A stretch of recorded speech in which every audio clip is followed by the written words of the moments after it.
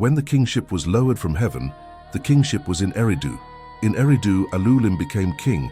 He ruled for 28,800 years. Al-Aljar ruled for 36,000 years. Two kings, they ruled for 64,800 years. This staggering assertion opens the Sumerian king list, a document that has baffled historians for over a century. Why would an ancient civilization, meticulous in their astronomy and mathematics, begin their history with such impossible numbers? Were these merely the exaggerated fables of a primitive people, or were they recording the actual reigns of beings whose biology was fundamentally different from our own? And if the first rulers were not human, does that imply that the true architects of our civilization have never actually left the throne, but merely stepped into the shadows? Welcome to an investigation that challenges the very foundation of political authority. Before we peel back the layers of history, a standard disclaimer is required. The following narrative explores highly controversial propositions that contradict mainstream history and archaeology. We present these not as absolute facts, but as lines of inquiry. As Aristotle wisely noted, it is the mark of an educated mind to be able to entertain a thought without accepting it. So, let us entertain the possibility that the crown has always belonged to someone else. To understand the hidden throne, we must first examine the official story. Historians tell us that kingship emerged in Mesopotamia around 3000 BC as a pragmatic solution to manage irrigation systems and grain storage. The king, or Lugal, was a big man, a charismatic leader who eventually claimed divine sanction to solidify his power. According to academic consensus, the gods mentioned in texts like the Enuma Elish were symbolic representations of natural forces. Enlil was the wind, Enki the water, Anu the sky. When a king claimed to be the son of a god, it was political propaganda, a metaphor to instill fear and respect in the peasantry. But there is a specific artifact, a cylinder seal known as VA-243, currently held in Berlin, that suggests this relationship was far more literal than metaphorical, a detail we will return to later because its astronomical implications might just rewrite our understanding of the solar system. For now, consider the suddenness of the transition. We went from hunter-gatherer tribes to complex city-states with high-rise temples, legal codes, and metallurgy almost overnight. The Sumerians themselves did not claim credit for this. They explicitly stated that all the divine decrees or technologies of civilization, were given to them by the Anunnaki. Enter the hypothesis popularized by Zecharia Sitchin. He argued that the word Anunnaki literally translates to those who from heaven to earth came. In his reading of the tablets, kingship was not an invention of man, but an institution installed by these extraterrestrial visitors to maintain order among their worker caste, us. The Epic of Etana, a text from the early 2nd millennium BC, describes the search for a king. The Anunnaki, the great gods, were assembled. They were looking for a shepherd of the people. Note the terminology. A shepherd does not view his flock as equals. He views them as property to be managed, sheared, and occasionally culled. If Sitchin's interpretation holds water, the first human kings were not rulers, but middle managers. They were the interface between the gods in the ziggurats and the humans in the fields. This creates a disturbing paradigm. The concept of the divine right of kings was not a philosophical abstraction, but a literal chain of command. If this pursuit of hidden history resonates with your curiosity, consider subscribing to the channel as we continue to decode the archives that others prefer to keep closed. But where is the proof of this hierarchy? We must look at the physical structures left behind. In the ancient city of Ur, the ziggurat was not a place of public worship like a modern church. It was a restricted residence. The top chamber was reserved solely for the deity and the high priestess. The architecture was designed for exclusion, not inclusion. And then there are the inexplicable anomalies in construction. Consider the Sphinx in Egypt. Mainstream archaeology attributes it to the pharaoh Khafra around 2500 BC. However, the erosion patterns on the Sphinx enclosure wall suggest prolonged exposure to heavy rainfall, a climate condition that has not existed in Egypt since the end of the last ice age, around 10,500 BC. This aligns with the Zep Tepi, or first time of Egyptian mythology, a time when the Neteruan gods ruled directly on earth. If the Sphinx predates the dynastic Egyptians by 8,000 years, who built it? And why does its head seem disproportionately small compared to its body? suggesting it was recarved by a later, lesser king, trying to usurp the monument of a superior predecessor. This brings us to a narrative loop we need to open regarding the nature of the scepter. In almost every royal depiction, the king holds a staff or a rod. We are told this is a symbol of authority. But in the Epic of Gilgamesh, the gods use objects that emit radiance and terror. Later in this documentary, we will examine the possibility that these scepters were not symbolic wood, but functional technology, remnants of weapons that allowed a single individual to subdue thousands. The idea of the god king is not unique to the Middle East. It is a global phenomenon. In Mesoamerica, the Maya rulers claimed descent from the vision serpent. In the Indus Valley, the Mahabharata describes kings riding in vimanas, flying palaces that could travel into the heavens. The text speaks of weapons that sound terrifyingly like nuclear ordnance, a single projectile charged with all the power of the universe. An incandescent column of smoke and flame, as bright as the thousand suns, rose in all its splendor. When we compare the biblical account of the destruction of Sodom and Gomorrah with the descriptions in the Hindu texts, the similarities are striking. Both describe a blinding light, the turning of people to ash or salt, and the poisoning of the land for generations. This interpretation divides researchers deeply. Some see these as accurate reports of ancient atomic warfare between Anunnaki factions, while others insist they are exaggerated metaphors for lightning or meteor impacts. What is your perspective?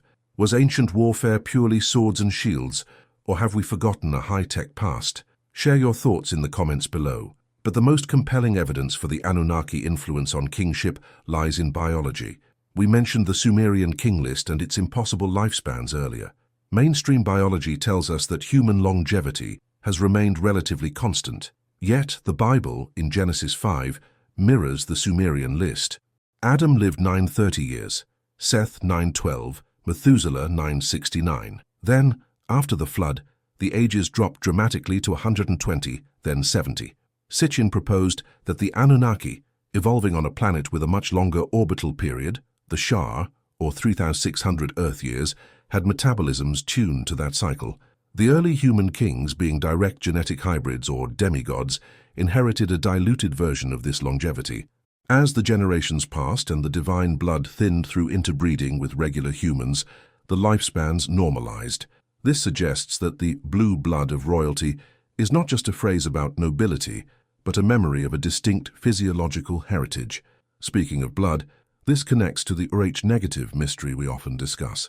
Why do royal families obsessively intermarry? The Habsburg jaw is the famous result of inbreeding, but perhaps the deformity was the price they paid to keep the genetic signal pure. They were trying to preserve a specific set of traits: leadership, intelligence, or perhaps the compatibility with the scepters of power we mentioned earlier. Let us return to the cylinder seal, VA243. We opened this loop at the start. Mainstream Assyriologists say the dots on the seal are just a star and some background filler, but Sitchin pointed out that there are exactly 11 dots surrounding a central rayed star. If the central star is the Sun, the dots correspond to all the known planets plus the Moon, plus Pluto and one more, a 12th body. The Sumerians knew of Uranus, Neptune and Pluto thousands of years before the telescope. If they received this astronomical data from the gods, then the seal is not art.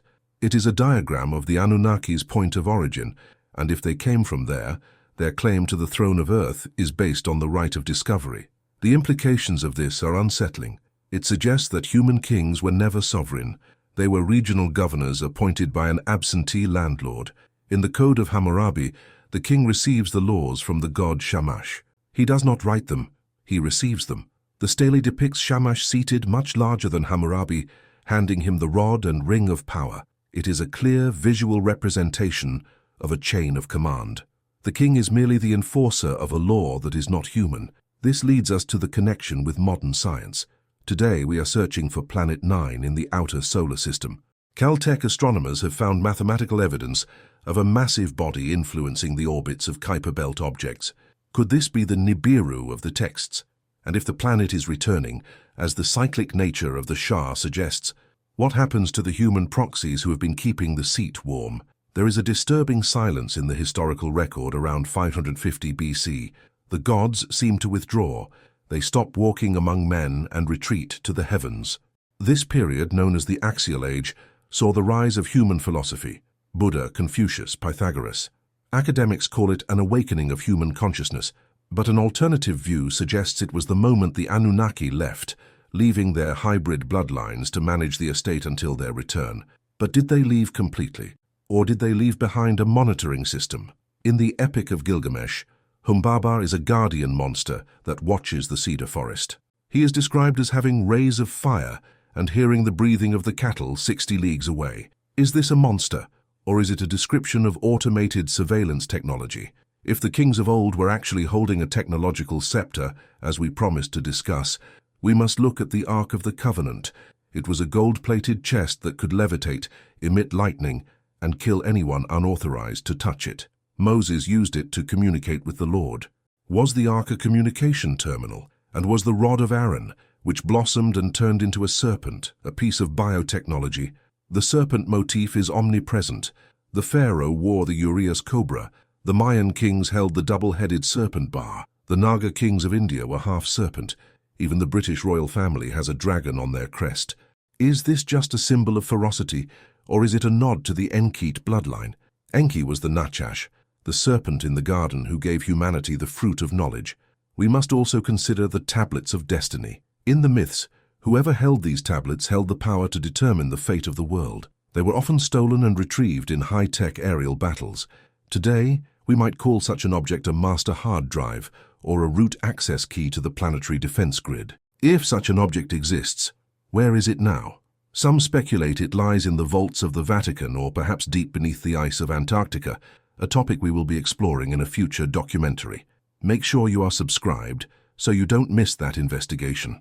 Nobody has satisfactorily explained why the divine right persisted for so long, even when kings were incompetent or mad. Unless the legitimacy didn't come from their competence, but from their genetic compatibility with the system. You can find many political theories, but can you think of an alternative explanation for why humanity universally accepted that some bloodlines were simply better than others for thousands of years? Creative theories are welcome in the comments. As we move toward the modern era, the physical kings have been replaced by corporate dynasties and political families, but the architecture of control remains. The pyramid structure of society, with the all-seeing eye at the top, is a direct legacy of Sumer. The banking system, born in the temples of Babylon where grain was loaned at interest, is still the mechanism of control. Are the modern elites the descendants of these ancient proxy kings? In Part 2, we discussed the possibility of humanity being a cargo cult. We mimic the behaviors of the gods without understanding the technology. We wear gold, we build towers, we seek to extend our lives. But are we just acting out a play written by someone else? The question remains, if the Anunnaki are the true kings of Earth, what is the role of humanity? Are we citizens, or are we distinct property? The text of Atrahasis is clear. Let man bear the toil of the gods. We were created to work. This might explain the pervasive feeling of existential dread that haunts modern man. The feeling that we are trapped in a system designed to extract our energy, our time, and our creativity. But there is a glimmer of hope. Enki, the genetic engineer, often defied the supreme command of Enlil. He saved humanity from the flood. He gave us the me. Perhaps the Anunnaki are not a monolith. Perhaps there is a faction that wants us to graduate from workers to partners. As we conclude this deep dive, remember the words of the Enuma Elish. Marduk, the king of the gods, divided the stations of the Anunnaki. The hierarchy is vast and ancient. We are but a small part of a much larger cosmic drama. So look at the leaders of the world today. Look at the structures of power. Do they serve the people, or do they serve an agenda that spans millennia? Are we ruled by men, or by the ghosts of ancient astronauts? The throne may appear empty, but perhaps the king is just watching from a little further away than we realize. The duality is stark. Either we are the masters of our fate, or we are the stewards of another's kingdom. If the Anunnaki really existed, does that change your view of your own freedom? Does it make you feel smaller, or does it make you realize that you are part of a galactic lineage? Reflita and share in the comments. If the Sumerian king list is the table of contents for human history, then the artifacts buried beneath our feet are the footnotes that the editors tried to delete. And to understand the true nature of the Anunnaki dominion, we must now move from the kings themselves to the tools they wielded. for a king is only as powerful as his weapon, and in the ancient world, the weapons of the gods were not swords or spears, but devices of terrifying power that have been conveniently mistranslated as magic. Welcome to part 2 of our investigation into the hidden throne. In the previous chapter, we questioned the biological origin of the royal bloodlines, suggesting they were hybrid managers appointed by off-world entities, but management requires infrastructure. And if we look closely at the so-called temples of the ancient world, we find blueprints not for worship, but for telecommunication and energy transfer. Let us open a new loop here regarding the stones of fire mentioned in the book of Ezekiel, a detail often overlooked, but one that might explain the true function of the high priest's breastplate, which we will return to later when we discuss the technology of prophecy. For now, consider the ziggurat of Ur, a massive stepped pyramid designed with a specific geodetic alignment, composed of a mud brick core and a baked brick exterior, bonded with bitumen, a natural petrochemical. Why use bitumen? Mainstream archaeology says it was for waterproofing, but any electrical engineer knows that bitumen is an excellent insulator, while the wet mud brick core is a conductor. Are we looking at a primitive battery or a massive capacitor? The Sumerians called these structures Anki, house of the foundation of heaven and earth. Zechariah Sitchin proposed that these were not metaphorical bridges to heaven, but literal control towers, navigational beacons for the Shem, the sky-borne vehicles. This brings us to a controversial physical anomaly found in the Serapeum of Saqqara in Egypt. Here in subterranean tunnels, archaeologists found 24 massive granite boxes, each weighing up to 100 tons, precision cut with internal corners at perfect 90-degree angles. The academic explanation is that these were sarcophagi for Apis bulls, yet when discovered they were empty. No bulls, no bones, no mummies, just void. The interior surfaces are polished to a mirror finish, a level of flatness that requires advanced industrial technology to achieve. If you strike these granite boxes, they ring like a bell. They are resonant chambers. Could these be the storage batteries or humming chambers of an ancient power grid, repurposing the piezoelectric properties of the granite crystals to store energy for the gods? If this pursuit of forbidden engineering resonates with you, make sure to subscribe, as we will be releasing a dedicated video on the acoustics of the Great Pyramid soon. Now let's connect this to the concept of the Grail, or the vessel of power. In the Arthurian legends, which many scholars believe are coded retellings of much older Sumerian myths, the Grail is a stone that fell from heaven, capable of feeding the king and sustaining his youth. This parallels the Sumerian food of life and water of life reserved solely for the Anunnaki. Was the Holy Grail actually a piece of Anunnaki technology, a portable device capable of synthesizing sustenance or perhaps regenerating cellular tissue? This would explain why the search for the Grail is always linked to the healing of the wounded king and the restoration of the wasteland. But there is a darker side to this technology. We must look at the weapons of terror described in the Era Epos. The text describes a conflict where the gods unleash the 7 awesome weapons that scorch the earth and poison the air. The fallout from this event is described as an evil wind that drifted over Sumer, killing people and livestock, but leaving the buildings intact, a description hauntingly similar to neutron radiation. This event, dated to roughly 2024 BC, coincides with the sudden collapse of the Ur III dynasty and the inexplicable fallout found in skeletons from that era, which show traces of sudden death not caused by trauma. If the gods nuked their own outpost to prevent it from falling into rival hands, it redefines the role of the human king from a ruler to a collateral damage manager. This interpretation divides the community. Some see it as ancient science fiction, while others see it as the only logical explanation for the vitrified forts of Scotland and the radioactive skeletons of Mohenjo-Daro. What do you think? Is the evil wind a poetic metaphor for a dust storm, or is it the first recorded instance of nuclear winter? Share your theories in the comments. We mentioned the stones of fire earlier. In the Bible, the high priest wears a breastplate with 12 specific gemstones, the Urim and Thummim. These stones were used to inquire of the Lord. When the priest asked a question, the stones would light up to provide a binary answer. This is not magic, this is circuitry. Crystals are the heart of modern radio and computer technology. Was the high priest simply the operator of a crystalline communication device, a radio operator, receiving orders from the orbiting Elohim? This technological dependency explains why the Ark of the Covenant was so heavily guarded. It wasn't just a holy relic, it was the direct line to the command center. Without it, the king was deaf and blind to his masters. This leads us to the strange case of the Me, the divine programs.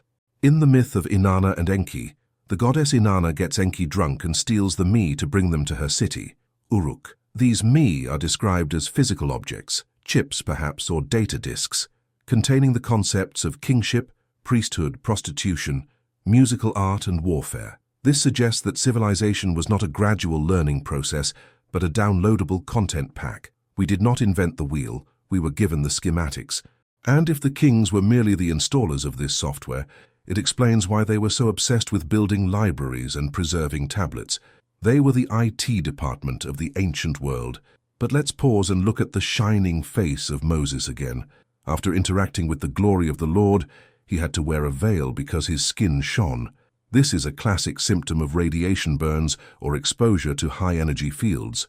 If the glory was the propulsion drive of a craft, then the cloud that led the Israelites by day and the pillar of fire by night were the exhaust plume and the afterburner of an aerial vehicle. This reframes the entire Exodus narrative not as a spiritual journey, but as a military escort mission led by a superior aerial force. And here is where the loop tightens. Remember the scepter we discussed in part 1. In the hands of the gods, these staffs could cut stone, dry up waters, and kill enemies. The Vajra of the Hindu god Indra is described as a weapon that shoots thunderbolts. It looks remarkably like a plasma cutter or a directed energy weapon. If the human kings were given non-functional replicas, wooden sticks with gold leaf, it symbolized their subservience. They were allowed to hold the shape of the power, but not the power itself. The real weapons remained in the hands of the Watchers. And speaking of the Watchers, the Book of Enoch describes 200 angels who descended to Mount Hermon and began to teach humanity forbidden arts, metallurgy, cosmetics, sorcery, and the making of weapons. This Promethean act of unauthorized technology transfer enraged the High Command. Why? Because armed workers are dangerous workers. If the Anunnaki intended us to be simple laborers, the introduction of advanced metallurgy and weaponry by the rebel faction disrupted the balance of power. This ancient industrial espionage might be the root of all human warfare. We are fighting with tools we were never meant to have, mimicking the wars of our creators. Can you think of any other myth where a trickster god gives humanity fire or tools and is punished for it? We see it in Greece with Prometheus, in the Americas with Coyote. Share these cultural connections in the comments below. As we move deeper into this labyrinth, we must address the missing Anunnaki. Where did they go? The texts say they retreated to their abode in the mountains or returned to the stars, but they left behind the Shems, the rockets. The Tower of Babel was an attempt by humanity to launch one of these left-behind vehicles, to make a name for ourselves, to storm the gates of heaven using the gods' own elevators. And they came down to stop it. This proves that they were still watching, still monitoring, and still terrified of our potential to reverse engineer their technology. Now consider the omphalos stones found at Delphi and other oracle sites. These navel stones were said to be the center of the world, connecting earth to heaven. They are often depicted with a net-like carving covering them. Sitchin argued this net represents the geodetic grid of the earth, and the stones were geolocators, or beacons for aerial navigation. If the kings were the guardians of these beacons, their primary duty was not to rule the people, but to maintain the landing lights for the return of the fleet. This perspective shifts our understanding of ancient monuments. The Great Pyramid, Teotihuacan, Stonehenge, they are not tombs or calendars. They are infrastructure. They are a global circuit board that we have forgotten how to switch on. And perhaps that is for the best. For if we were to activate the grid today, who would answer the signal? We are left with a chilling realization. The silence of the gods might not be an abandonment, but a waiting period, a quarantine.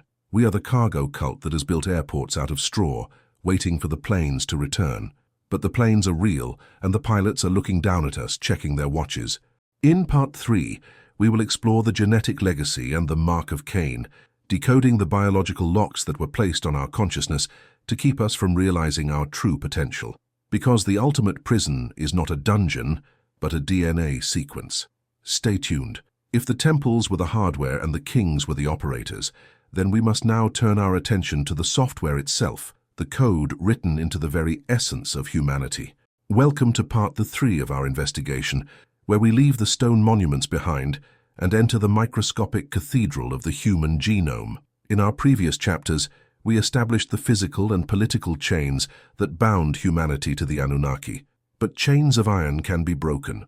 Chains of biology are eternal. The most effective prison is one the prisoner carries inside his own body.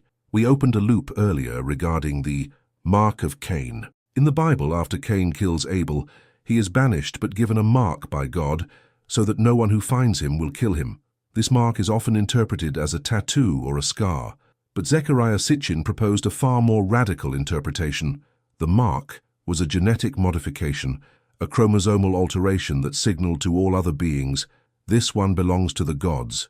Do not touch the property." To understand this, we must look at the creation of man in the Atrahasis epic. Enki and the birth goddess Ninti mix the clay of the earth with the blood of a god named Geshtu-i. Let the god be slaughtered, and let the ghost of the god remain in the flesh. This is not a pottery class. It is a description of hybridization. The clay is the existing hominid DNA, the Homo erectus. The blood is the Anunnaki genetic material. But there is a crucial detail often missed. Enki created us as a hybrid species, like a mule. Mules are strong, intelligent, and hard-working, but they are sterile. They cannot reproduce. The early humans were the same, perfect workers, but unable to breed. This explains the Garden of Eden scenario.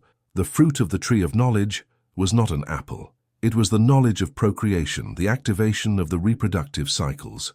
The serpent, the Nachash, Enki, unlocked the genetic potential that Enlil wanted to keep suppressed.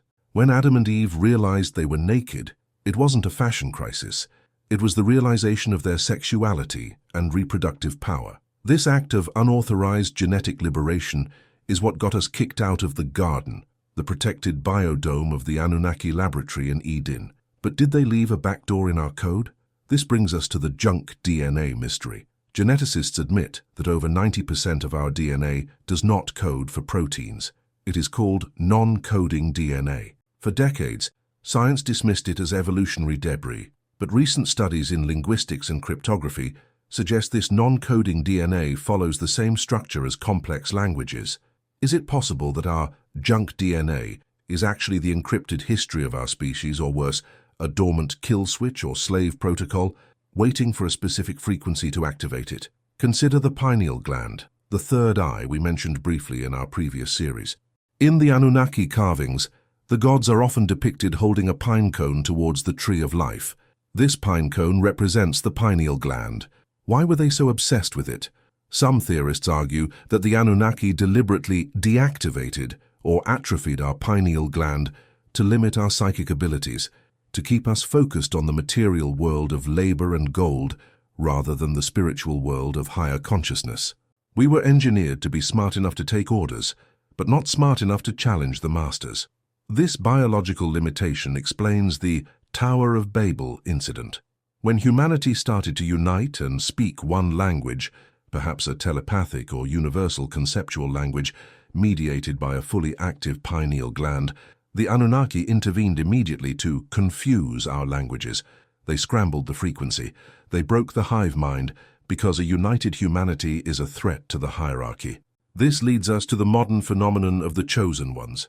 Throughout history, certain individuals, prophets, shamans, geniuses, seem to have access to information that comes from elsewhere. Are these individuals simply random mutations, or are they the result of recessive Anunnaki genes resurfacing?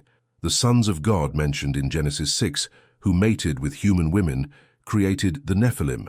While the flood was meant to wipe them out, the text says they existed also afterward. This implies the bloodline survived. If the bloodline survived, where is it now? Look at the distribution of the Rh-negative blood type again. It is heavily concentrated in the Basque region of Spain and among the royal families of Europe. These populations also have higher incidences of extravertebrae, lower blood pressure, and higher IQs.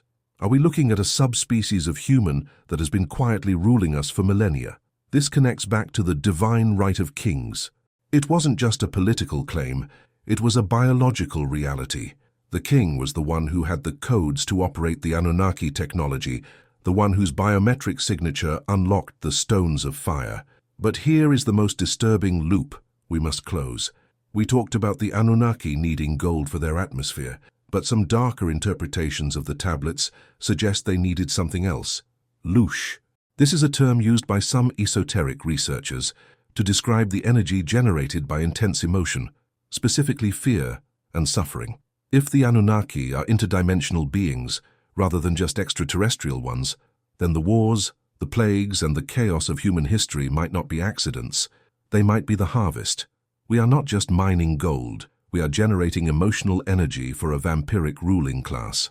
This perspective shifts the role of the king from a manager to a chef. The king's job is to keep the pot boiling, to ensure there is enough conflict to keep the energy flowing upwards. This is a terrifying thought, and one that divides researchers. Is the God of this world a benevolent shepherd or a hungry wolf? Share your perspective in the comments. Do you feel the systems of the world are designed for your growth or your depletion? Let's look at the mark in a modern context. Today we are rushing towards the mark of the beast, a microchip or digital ID that allows one to buy or sell. Is this the digital version of the mark of Cain? Are we building the ultimate control grid that the Anunnaki always intended? The transhumanist push to merge with machines might be the final step in the Enlil agenda, to remove the chaotic, unpredictable biological element of humanity and replace it with cold, controllable silicon. A cyborg does not rebel. A cyborg does not need sleep. A cyborg is the perfect Lulu. Yet there is the Enki factor, the Prometheus gene, the part of us that refuses to submit, the part that paints on cave walls, that sings to the moon, that dreams of impossible things. This is the ghost in the machine. Science cannot locate the soul, but every human knows it exists. It is the variable that the Anunnaki equations cannot account for. As we prepare for the final chapter of this series, we must ask, if the kings never ruled, if they were just puppets, who is pulling the strings today? We see the puppets, the presidents, the prime ministers, but we rarely see the puppet masters. The hidden hand is a symbol used by secret societies for centuries. Is it a reference to the hidden hand of the Anunnaki, still guiding the course of civilization from behind the curtain? In Part 4, we will look at the endgame, the return of the Nibiru, the prophesied day of the Lord, and the choice that every human being will have to face. Are we ready to graduate from the nursery of the gods, or are we destined to be recycled? The answer may lie in the stars, but the key is hidden in your blood. Stay tuned. This brings us to the final horizon, the endgame where history, prophecy, and technology converge into a single, terrifying point of singularity. Welcome to Part 4, the return of the king. We have traversed the landscapes of ancient Sumer, decoded the biology of the bloodlines, and exposed the technological grid of the gods. But all of this history is meaningless unless we understand where it is heading. The Sumerians, and indeed every major ancient civilization, viewed time as cyclical. What has happened before will happen again. The Shah, the orbital period of Nibiru, dictates a cycle of 3,600 years. If Sitchin's calculations are correct, we are in the window of the return. The concept of the Day of the Lord in the Bible is often depicted as a day of judgment and fire. But if we strip away the theology and look at it through the Anunnaki lens, it reads like a recolonization event. The harvest mentioned in the parables, where the wheat is separated from the chaff, takes on a chillingly literal meaning. Are we the crop? And if so, what is the criteria for the harvest? This brings us back to the Enlil versus Enki conflict, which we opened in Part 1. This is not just ancient history, it is the blueprint for the current geopolitical struggle. The Enlilite faction, representing the desire for order, population control, and centralized authority, aligns perfectly with the modern New World Order agenda. The push for a single global government, a single digital currency, and a reduced population is the Enlilite playbook, manageable, efficient, and devoid of the chaotic noise of freedom. On the other side, the Enkite faction represents the chaotic awakening, the democratization of information, and the acceleration of human potential. The internet, the cryptocurrency revolution, the leak culture, this is the digital version of Enki giving the secrets of the gods to the people. We are in the middle of a proxy war between these two ancient archetypes, fought not with lightning bolts, but with algorithms and information.